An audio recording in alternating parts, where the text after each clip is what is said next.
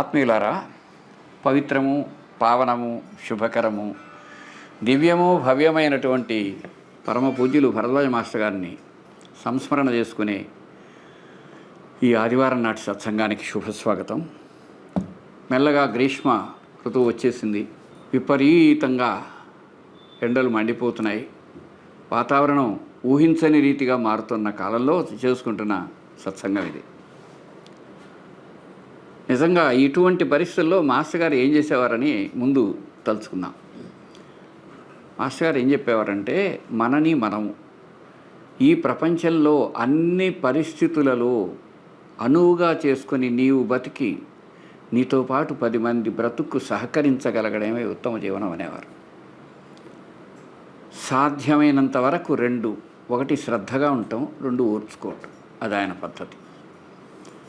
జీవితంలో నీ అవసరాలు ఎంత తగ్గితే నీవంత అవస్థలు లేకుండా బతుకుతావు అనేది ఆయన జీవన సూత్రం. చేతనైతే దాన్ని ప్రాక్టీస్ చేస్తే దాని ఫలితం వచ్చినప్పుడు మాత్రం పరమాద్భుతంగా ఉంటుంది. మధ్యలో మాత్రం వాళ్ళతో వీళ్ళతో పోల్చుకుంటే చాలా కష్టంగా ఉంటుంది. కానీ నిజంగా మహనీయమూర్తులు ఎవరైనా అంతేనేమో. ఆయన ఎలా ఉండేవారంటే, ఒక్కసారి అలా చూస్తే సింపుల్ లివింగ్, హై థింకింగ్ అంటారే, దానికి అద్భుతమైన ఉదాహరణ భరద్వాజ మాస్టర్ గారు. అన్ని సందర్భాలలో ముఖ్యంగా పిల్లల పెంపకం మీద ఆయన దృష్టి ఎలా ఉండేదంటే, ఎప్పుడైనా మాస్టర్ గారితో సన్నిహితంగా ఉన్నవారు ఎవరైనా చిన్నపిల్లల గురించి, వాళ్ళ పెంపకం నుంచి మాస్టర్ గారు ఏం చెప్పారో దాన్ని సూక్ష్మంగా ఎక్కడైనా 10 మందికి చెప్పుకోవటం లేదో రాసి పెట్టుకోవటం మంచిది. ఆయన ప్రతి చిన్న విషయంలో స్పష్టమైన రీతిలో బిడ్డల పెంపకం గురించి ఎంతో శ్రద్ధగా చెప్పిన విషయాలు చాలా ఉత్తమమైనవి. అందులో కొన్ని అనేక సందర్భాలలో బిడ్డల గురించి ఆయన రాసిన లేఖల్లో ఉండవచ్చు, ఆయన చెప్పిన మాటల్లో మనకు దొరలవచ్చు. కాకపోతే ఎప్పుడు నీవు నీ తరువాత జన్మ ఇచ్చిన బిడ్డను సక్రమంగా తీర్చిదిద్దగలిగితేనే నీ జీవిత సాఫల్యం అనేది అందులో ఉంది అనేవారు. వాళ్ళ నాన్నగారు మాస్టర్ గారు కలిసి ఎప్పుడైనా మాట్లాడుకుంటే, అసలు పిల్లలంటే ఎవరు అంటే, మనకు పితృదేవతలు అంటారు కదా. పితృదేవతలు అంటే ఎప్పుడో చచ్చిపోయిన వాళ్ళు, ఎక్కడో ఉండేవాళ్ళు, ఇట్లా అంతా అనుకుంటాం. మాస్టర్ గారి నాన్నగారు, మాస్టర్ గారు కూడా అనే మాట ఏంటంటే, పితృదేవతలు అంటే పిల్లలేరా అని. ఈరోజు మనకు పిల్లలుగా వచ్చిన వాళ్ళు వెనక మన పితృదేవతలేరా, కనుక వాళ్ళను అంత ప్రేమగా, ఉజ్వలంగా, సగౌరవంగా చూడవలయును అని. అందుకే మాస్టర్ గారి నాన్నగారు ఎప్పుడు అనేవారు, నేను నా పిల్లలకు ఆస్తిపాస్తుల కంటే అన్ని పరిస్థితులలో వాళ్ళు జీవించగలిగే జీవన కళను ఇచ్చాను, చదువునిచ్చాను. కాబట్టి వాళ్ళు ఎక్కడైనా బతకగలరు, ఒక అద్భుతమైనటువంటి విశేషమైన గుణాలతో జీవించగలరు. నేను వారికి ఇచ్చినటువంటి వారసత్వపు ఆస్తి అది అని. అది చాలా నిజమైన మాట. తర్వాత చిన్న విషయాలలో ఒక అద్భుతమైనటువంటి సందేశాలు కొన్ని ఉంటాయి. అట్లాంటివి మాస్టర్ గారి దగ్గర చాలా చాలా మనం గ్రహించవలసినవి, తెలుసుకోవాల్సినవి ఎన్నో ఉండేవి. ఒక విశేషం ఏంటంటే, మాస్టర్ గారు తన చుట్టూ ఉండే వాళ్ళని ఉద్దేశించి ఎప్పుడూ మాట్లాడుతూ ఉండేవారు.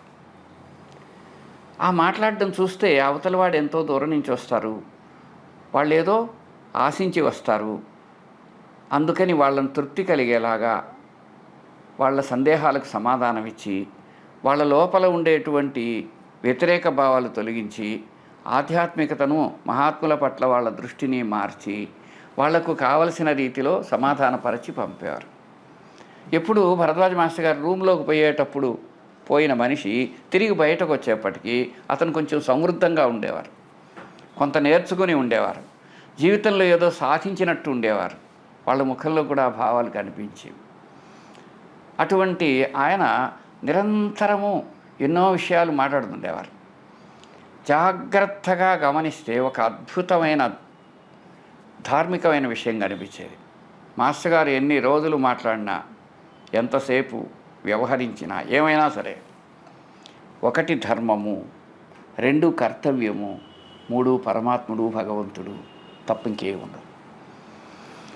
ఎన్ని సంవత్సరాల పాటు ఆయన దగ్గరున్న అనవసర విషయం ఒక్కటి కూడా ఉండదు. ధర్మము, కర్తవ్యము, పరమాత్ముడు అనే విషయాలు మాత్రమే మాట్లాడేవారు. ఆయన మాటలన్నీ అంతే.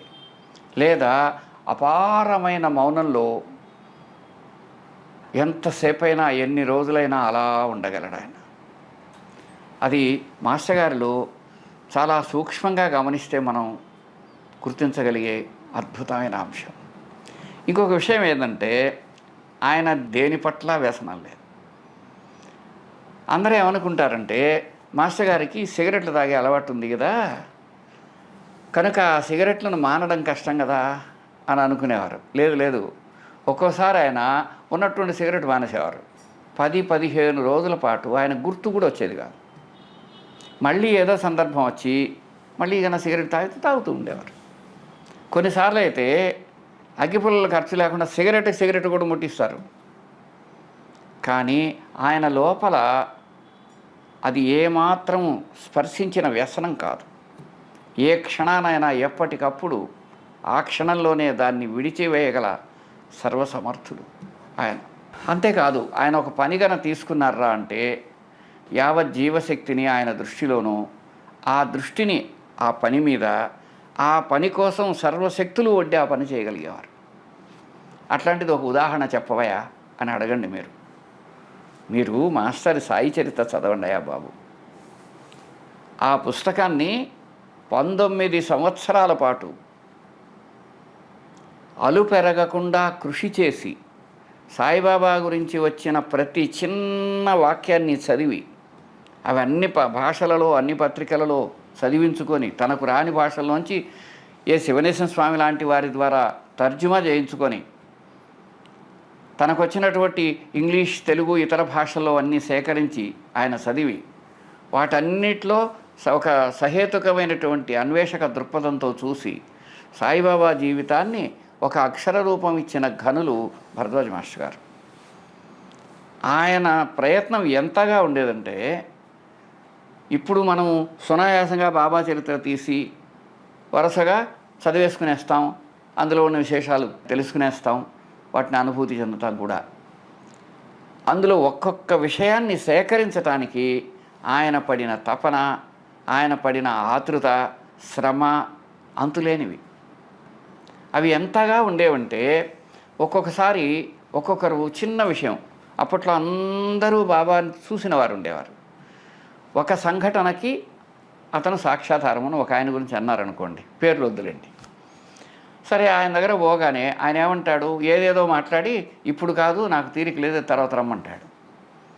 మళ్ళీ మాస్టర్ ఎదురు చూసి మళ్ళీ పోతే, నేను ఇప్పుడు పనిలో ఉన్నాను అంటారు.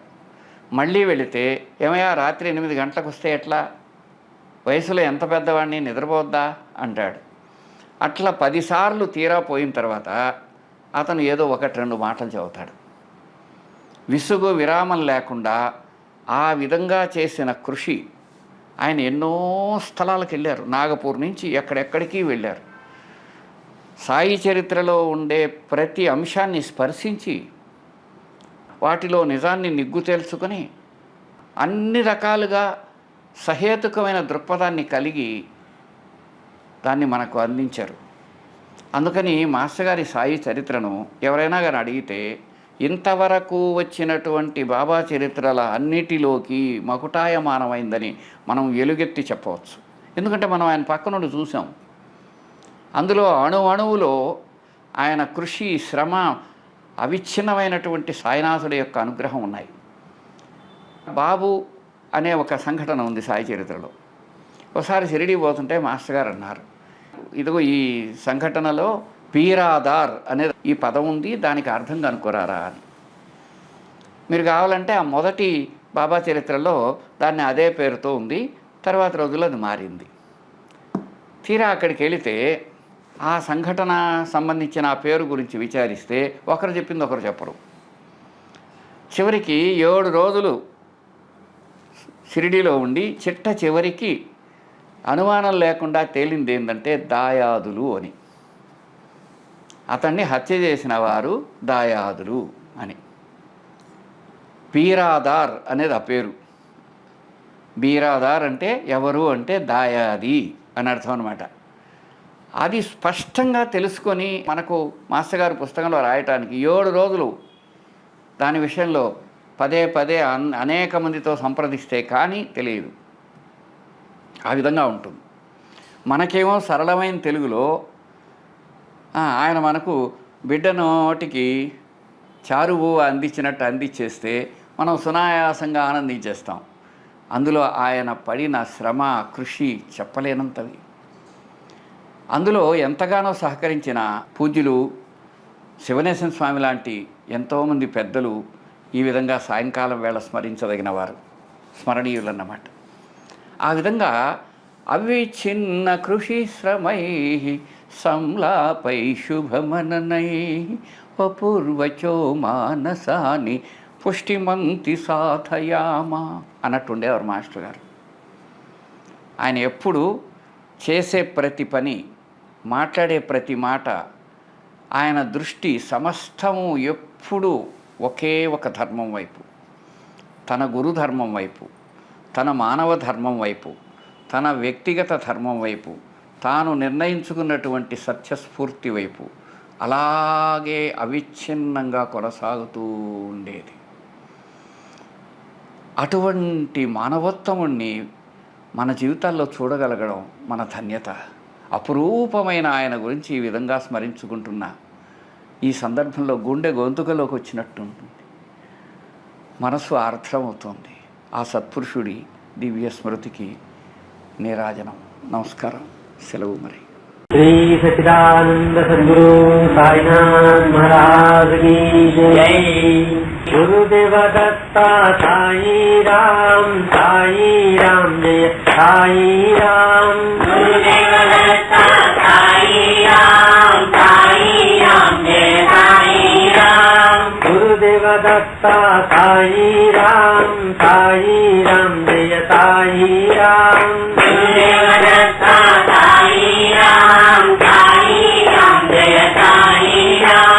गुरुदेव दत्ता साई राम जय साई राम। गुरुदेव दत्ता साई राम जय साई राम। साई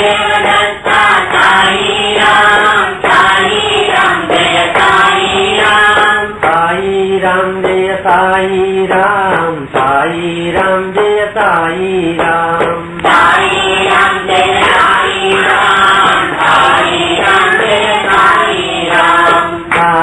राम जय साई राम जय साई राम। साई राम जय साई राम जय साई राम।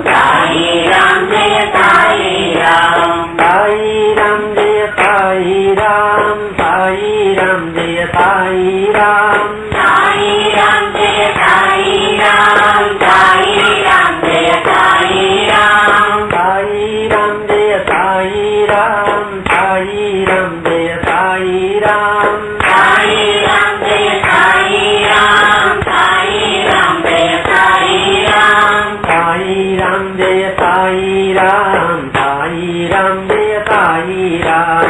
साई राम